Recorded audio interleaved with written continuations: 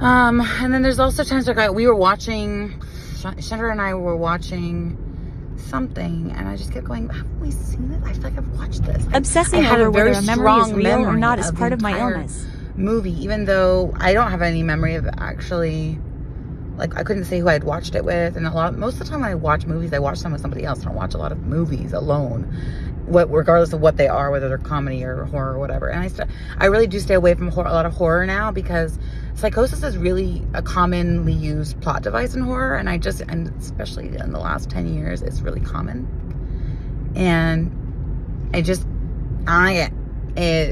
never really accurate. I mean, it's just the fact that people still use it as a plot device, knowing how many people suffer from this in the world, not just schizophrenia, but psychosis. I mean, because psychosis can happen to anyone.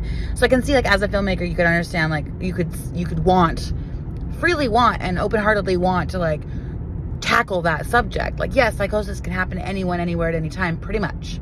But yeah, there are some people who are more disposed genetically or because of their environment, yes, and stress and just the structures of their brains that are maybe not designed to tolerate very much stress.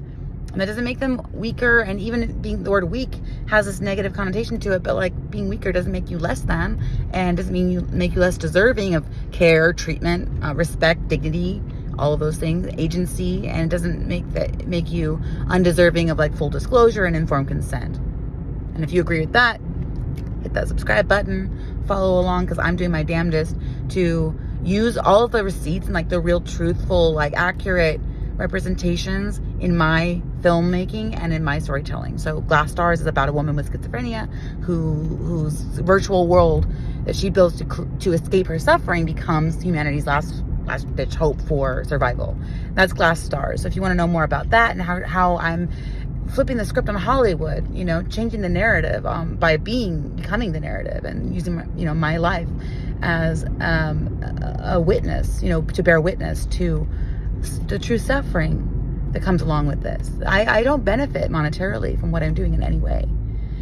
I feel like if I'm going to benefit in any way, it should be from my creative work, but not from my advocacy.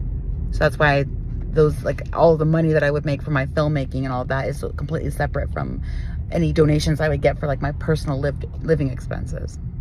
Just so you know. So when you go to give butter, you should feel confident that the money that you're giving will go toward the event or toward the series that I'm producing, not toward my personal living expenses. If anybody wants to give for personal stuff, you can do that on, like, my personal Venmo at Cat King here. But you don't need to give butter to do that. Make sure it's separate.